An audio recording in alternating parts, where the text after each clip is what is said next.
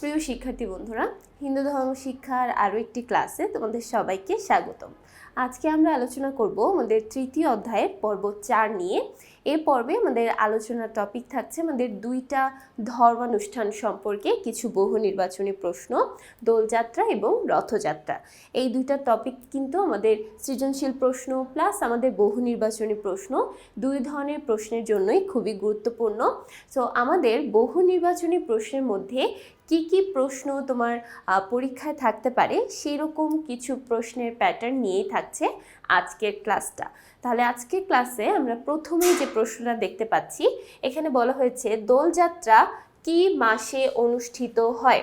দোলযাত্রা সাধারণত আমাদের বসন্তকালে অনুষ্ঠিত হয়, সাধারণত ফাল্গুন মাসের শুরুর দিকে বা মাঝামাঝি পর্যায়ে আমাদের এই দোলযাত্রাটা অনুষ্ঠিত হয়। তাহলে এখানে অ্যান্সার হবে ফাল্গুন মাস। ফাল্গুন মাসে সাধারণত দোলযাত্রা অনুষ্ঠিত হয়। এরপর দেখো 55 নং প্রশ্নে বলছে রথে কয়জন দেবতা অধিষ্ঠিত থাকেন। রথে 3 জন দেবতা অধিষ্ঠিত থাকেন। প্রথমেই আছে জগন্নাথ, তারপরে আমরা রাখি সুভদ্রা এবং তারপরে বলরাম। তাহলে জগন্নাথ, সুভদ্রা এবং বলরাম, এই 3 জন দেবতার মাধ্যমে আমাদের রথটা অনুষ্ঠিত হয়, বা রথের মধ্যে এই 3 জন দেবতাকে আমরা রাখি। তারপর দেখো 56 নং প্রশ্ন, দীপাবলি উৎসব কি নামে পরিচিত। দীপাবলি উৎসব অনেকগুলো নামে পরিচিত। দীপাবলি, দেওয়ালি, দিওয়ালি, তারপর সুখ রাত্রি, সুপ্তিকা, এরকম অনেকগুলো নামে কিন্তু এটা প্রচলিত। তাহলে দেখো এখানে যে অপশনগুলো আছে, প্রথমে বলছে নীল পূজা, দেওয়ালি, সর্বমঙ্গলা, ঠাকুরানী। এখানে দেখো আমরা কিন্তু দীপাবলিকে শুধুমাত্র দেওয়ালি নামেই চিনে থাকি এবং দেওয়ালি নামেই সাধারণত বেশি প্রচলিত। তাহলে দীপাবলির আরেকটা নাম হতে পারে দেওয়ালি। 57 নং প্রশ্ন, কোন অনুষ্ঠানে প্রদীপ জ্বালিয়ে অন্ধকার দূর করা হয়।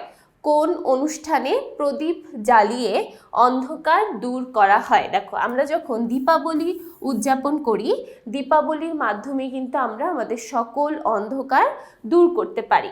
আচ্ছা, তারপরে 58 নং প্রশ্ন, দীপাবলি উৎসব কেন পালন করা হয়। আমরা সাধারণত আমাদের মনের যত অজ্ঞতা, মনের অন্ধকার, অজ্ঞতা বলতে অন্ধকার বা মনে যে খারাপ চিন্তা ভাবনা, সেই বিষয়গুলোকে বোঝানো হয়েছে। তাহলে আমাদের মনের অজ্ঞতা, অন্ধকার, এই জিনিসগুলো দূর করার জন্যই আমরা মূলত দীপাবলি অনুষ্ঠান করে থাকি বা দীপাবলি আয়োজন করে থাকি। তারপর দেখো 59 নং প্রশ্ন, দোল পূর্ণিমার দিনে কাকে দোলায় রেখে আবির কুমকুমে বা আবিরে রাঙিয়ে পূজা করা হয়। দোলা বলতে বোঝানো হয়েছে দোলনা। তাহলে দেখো কাকে দোলনায় রেখে আবিরে রাঙানো হয়। সাধারণত রাধা কৃষ্ণকে দোলায় রেখে আবিরে রাঙানো হয়। শুধু কৃষ্ণ নয়, আবার শুধু রাধা নয়, দুইটা মানে যুগল হিসেবে রাখা হয়। রাধা কৃষ্ণর যুগল মূর্তি রেখে তারপর আবির কুমকুমে রাঙানো হয়। তাহলে এখানে অ্যান্সার হবে রাধা কৃষ্ণ। তারপর দেখো 60 নং প্রশ্ন, কোনটি বৈষ্ণবীর উৎসব বা কোনটি বৈষ্ণবীয় উৎসব। আমরা কোনটিকে বৈষ্ণবীয় উৎসব বলতে পারি। সাধারণত রথযাত্রাকেই আমরা বৈষ্ণবীয় উৎসব বলি, কেননা দোলযাত্রায় আমরা সাধারণত রাধা কৃষ্ণের পূজা করে থাকি এবং রাধা কৃষ্ণের উদ্দেশ্যেই কিন্তু আমাদের এই দোলযাত্রা উৎসবটা পালিত হয়। এই জন্য এটাকে আমরা বৈষ্ণবীয় উৎসব বলি। আবার দেখো যখন আমরা রথযাত্রা উদযাপন করি, রথযাত্রাও কিন্তু একটা বৈষ্ণবীয় উৎসব এবং যারা বৈষ্ণব তারা খুব সুন্দরভাবে এই রথযাত্রা এবং দোলযাত্রা দুইটাই উদযাপন করে থাকে। তারপর চলে যাই পরবর্তী প্রশ্ন, 61 নং প্রশ্ন, ফাল্গুন মাসের বিশেষ দিন বলতে কোন দিনকে বোঝানো হয়েছে। ফাল্গুন মাসের বিশেষ দিন বলতে কোন দিনকে বোঝানো হয়েছে। সাধারণত দোল যাত্রাকে আমরা দোল পূর্ণিমাও বলে থাকি। দেখো সাধারণত এটাকে দোল পূর্ণিমাই বলা হয়। তো ফাল্গুন মাসের পূর্ণিমার যে তিথিটা থাকবে, পূর্ণিমার যে দিনটা থাকবে, সেই দিনেই সাধারণত আমরা দোল যাত্রা উদযাপন করে থাকি। তাহলে এখানে অ্যান্সার হবে পূর্ণিমার দিনে। এরপর চলে যাচ্ছি 62 নং প্রশ্ন। 62 নং প্রশ্নে বলছে রথযাত্রার তাৎপর্য হলো। তাৎপর্য বলতে বোঝানো হয়েছে এটা আমরা কেন পালন করে থাকি, তার উদ্দেশ্যটা। এখানে আমাদেরকে উদ্দেশ্যটা জানতে চাওয়া হয়েছে। তাহলে দেখো এখানে বলা হয়েছে প্রথম অপশন, অভেদ ধর্মজাতি, সুন্দর সুষ্ঠু সমাজ ব্যবস্থা। তারপর বলা হয়েছে মানবিক মূল্যবোধে জাগ্রত। দেখো আমরা রথযাত্রা কেন উদযাপন করি? রথযাত্রার মাধ্যমে আমাদের সমস্ত বর্ণ, জাতি, বর্ণ নির্বিশেষে আমরা প্রত্যেকেই কিন্তু এই রথযাত্রায় অনুষ্ঠানটাতে উদযাপন করি, আবার এখানে অংশগ্রহণ করি। তাহলে এই যে অভেদ ধর্ম জাতি, এটা প্রতিষ্ঠা করা যায়। অভেদ মানে এখানে কোনো ভেদাভেদ থাকবে না, সবার মধ্যে একটা মিল থাকবে, একটা সমন্বয় বা ঐক্য থাকবে। এই বিষয়টা প্রতিষ্ঠা করা যায়।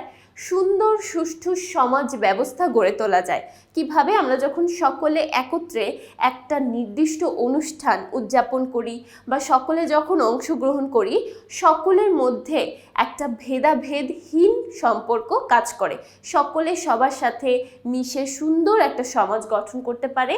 তাই আমরা বলতে পারি সুন্দর সুষ্ঠু সমাজ ব্যবস্থা গঠন করে। আবার দেখো মানবিক মূল্যবোধও জাগ্রত করে। একটা মানুষের আরেকটা মানুষের প্রতি যে মমত্ববোধ, ভালোবাসা বা সাহায্য করার যে মানসিকতা, এই বিষয়টা ফুটে ওঠে বা এই বিষয়টা তুলে ধরা যায় বা আমরা নিজেদের মধ্যে সেটাকে গড়ে তুলতে পারি। সেজন্য আমরা বলতে পারি যে মানবিক মূল্যবোধেও কিন্তু আমরা জাগ্রত হতে পারি। দেখো একটা অনুষ্ঠানের মাধ্যমে আমরা কিন্তু অনেক কিছু করে ফেলতে পারছি। তাহলে অভেদ ধর্মজাতি, সুন্দর সুষ্ঠু সমাজ ব্যবস্থা, মানবিক মূল্যবোধে জাগ্রত করা, এই প্রত্যেকটাই হচ্ছে আমাদের রথযাত্রা পালন করার তাৎপর্য বা আমরা এটাকে উদ্দেশ্যও বলতে পারি।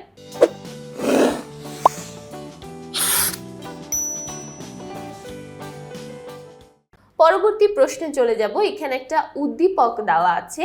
উদ্দীপকে বলা হয়েছে সুদীপ্তা ইস্কন মন্দিরে এসে দেখতে পেল একটি চাকাওয়ালা গাড়ি সাজানো হয়েছে এবং বহু লোকে একসাথে রশি ধরে টানছে। অন্যদিকে শিপ্রা তার গ্রামে দেখতে পেল সকল মানুষ মিলেমিশে এক বিশেষ রঙের খেলায় মেতে উঠেছে। তাহলে দেখো সুদীপ্তা যে অনুষ্ঠানটা দেখলো সেটা হচ্ছে রথযাত্রা, আমরা দেখেই বুঝতে পারছি। আবার শিপ্রা যে অনুষ্ঠানটা দেখলো সেটা হলো দোলযাত্রা। তাহলে দেখো দুইটা ধর্মানুষ্ঠানের কথা এখানে একসঙ্গে বলা হয়েছে। তাহলে 63 নং প্রশ্ন, সুদীপ্তা ইস্কন মন্দিরে কোন অনুষ্ঠানটি দেখেছিল? সুদীপ্তা ইস্কন মন্দিরে রথযাত্রা অনুষ্ঠানটি দেখেছিল। কেন? কারণ এখানে সে দেখতে পাচ্ছে চাকাওয়ালা গাড়ি সাজানো হয়েছে। এই যে চাকাওয়ালা গাড়ি, এগুলোকেই সাধারণত রথ বলা হয় এবং এটাকে সাজানো হয়েছে, প্লাস সবাই একসঙ্গে মিলে রশি ধরে টানছে। সাধারণত রথের রশিকে খুবই পবিত্র মনে করা হয় এবং রথের রশি স্পর্শ করাকে খুবই পবিত্র এবং শুভ একটা বিষয় ধরে নেওয়া হয়। তাহলে দেখো রথযাত্রা এটা কিন্তু খুবই মাঙ্গলিক একটা অনুষ্ঠান বা শুভ একটা অনুষ্ঠান আমরা বলতে পারি। তারপর দেখো পরবর্তীতে বলছে শিপ্রার দেখা অনুষ্ঠানটির তাৎপর্য। এখন দেখো শিপ্রা যে অনুষ্ঠানটা দেখেছে সেটা হলো দোলযাত্রা। তাহলে এখন দোলযাত্রা কেন পালন করা হয় তার উদ্দেশ্য এখানে বলা হয়েছে। তাৎপর্য বলতে আমরা সাধারণত উদ্দেশ্যকে বুঝে থাকি। দেখো প্রথমে বলছে শত্রু মিত্র বিভেদ ভুলে যায়। আমরা দোলযাত্রায় কি করি? প্রত্যেকের গায়ে আবির রাঙাই। তাহলে দেখো প্রত্যেকে যখন প্রত্যেকের গায়ে আবির দিচ্ছি, তাহলে এই যে নিজেদের মধ্যে যে ভেদাভেদ, বর্ণ জাতির যে একটা ভেদাভেদ তৈরি হয়, সেই ভেদাভেদগুলো কিন্তু আর থাকে না তখন। তাই বলা হয়েছে যে শত্রু মিত্র সব বিভেদ ভুলে যায়, আমরা সকলে এক হয়ে যাই এবং একটা আনন্দে মেতে উঠতে পারি। তারপর নারী পুরুষ সবাই একাত্ম হয়ে যায়। নারী পুরুষ একাত্ম হয়ে যায় বলতে বোঝানো হয়েছে সকলেই সকলের সাথে মিলেমিশে থাকার চেষ্টা করে, সকলে সকলের মধ্যে মিলেমিশে থেকে যে আমরা আনন্দটা অনুভব করতে পারি, সেই আনন্দটাই এখানে অনুভব করা যায় যখন আমরা দোলযাত্রায় একে অপরের সাথে আবির রাঙাই বা যখন মিলে আনন্দটা উপভোগ করি, সকলের মধ্যে একটা আনন্দ বিরাজমান থাকে। এবং তারপর বলছে জাতি বর্ণের বিভেদ থাকে। একদমই জাতি বর্ণের বিভেদ থাকে না, কারণ প্রত্যেকেই আমরা একসাথে হয়ে এই আবির রাগানো বা এই যে আনন্দ একসাথে আমরা উপভোগ করতে পারি। তাহলে জাতি বর্ণের ভেদ একদমই থাকে না, তবে আমাদের যত বিভেদ আছে সেই বিভেদগুলো আমরা ভুলে যেতে পারি, সবাই একত্র অর্থাৎ একসাথে হয়ে আমরা আনন্দ উপভোগ করতে পারি। তাহলে এখানে অ্যান্সার হবে প্রথম দুইটা অপশন। এরপর দেখো পরবর্তী প্রশ্নে চলে যায়। পরবর্তীতে আরও একটা উদ্দীপক দেওয়া আছে। এখানে বলা হয়েছে অধরা বিশেষ ঋতুতে কোনো এক মাসে প্রতিবেশীদের সাথে রঙের গুঁড়া মেখে একটি অনুষ্ঠান পালন করে। এই যে রঙের গুঁড়া, এটাকেই সাধারণত আমরা বলে থাকি কি, আবির বলে থাকি। তাহলে এই আবির মেখে অনুষ্ঠান পালন করে। অন্যদিকে মন্দিরের প্রাঙ্গণ থেকে ভক্তগণ উৎসবের সাথে ঐক্যবদ্ধ হয়ে একটি গাড়ি টানছে। তাহলে দেখো প্রথম যে অনুষ্ঠানটা সেখানে বলা হয়েছে দোলযাত্রার কথা, এবং তারপরে পরবর্তীতে আমাদের রথযাত্রার কথা বলা হয়েছে। তাহলে দেখো 65 নং প্রশ্ন, উদ্দীপকের অধরা কোন অনুষ্ঠানটি পালন করে? দেখো যেহেতু এই যে আবিরের কথা বলা হয়েছে, আবির শুধুমাত্র আমরা দোলযাত্রা বা দোল পূর্ণিমাতেই পালন করে থাকি, বা এই উৎসবেই শুধুমাত্র আমাদের আবিরের ব্যবহার দেখা যায়। তাহলে এখানে অ্যান্সার হবে দোলযাত্রা। তারপর দেখো পরবর্তী প্রশ্ন চলে যায় 66 নং প্রশ্ন, মন্দিরের প্রাঙ্গণে অনুষ্ঠিত অনুষ্ঠানটির সামাজিক গুরুত্ব। অর্থাৎ দেখো এখানে বোঝানো হয়েছে এই যে আমাদের রথযাত্রা পালন করা হচ্ছে, মন্দির প্রাঙ্গণে রথযাত্রা পালন করা হয়েছিল, তাহলে এই রথযাত্রার সামাজিক গুরুত্বটা কি? রথযাত্রা পালনের সামাজিক গুরুত্বটা কি? ভগবানই ভক্তের ডাকে সাড়া দিয়ে মর্তে নেমে আসেন। ভক্তের কাজের মাধ্যমে প্রতিবেশীদের বন্ধন শিথিল হয় এবং জাতি বর্ণ বিভেদ ভুলে একসাথে কাজ করার অনুপ্রেরণা জাগে। আচ্ছা, এখানে দেখো শিথিল মানে হচ্ছে নষ্ট হয়ে যায় বা ভঙ্গুর হয়ে যায়, মানে বন্ধনটা স্ট্রং হয় না, উইক থাকে, দুর্বল থাকে। এই শিথিল বলতে দুর্বলতাকেই বোঝানো হয়েছে। তাহলে দেখো আমরা যখন রথযাত্রা উদযাপন করি, ভক্তের কাজের মাধ্যমে প্রতিবেশীদের বন্ধন শিথিল হয় না, বন্ধন আরো সুন্দর হয় বা আরো শক্ত হয়, আমরা বলতে পারি বন্ধনটা আরো সুদৃঢ় হয়। তাহলে এটা এই অ্যান্সারটা কিন্তু আমরা নিতে পারছি না, তবে আমরা বলতে পারি যে ভগবানই ভক্তের ডাকে সাড়া দিয়ে মর্তে নেমে আসে, এই কথাটা বলা যায়।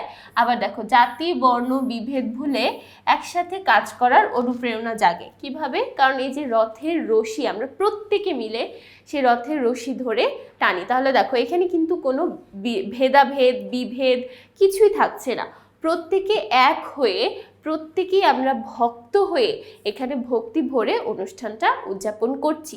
তাই এখানে আমরা একসাথে কাজ করার একটা অনুপ্রেরণা ফিরে পাই। তাহলে এখানে অ্যান্সার হবে খ নাম্বার অপশন। তারপর চলে যাচ্ছি 67 নং প্রশ্ন, বুড়ির ঘর পোড়ানো হয় কেন? বুড়ির ঘর পোড়ানো হয় কেন?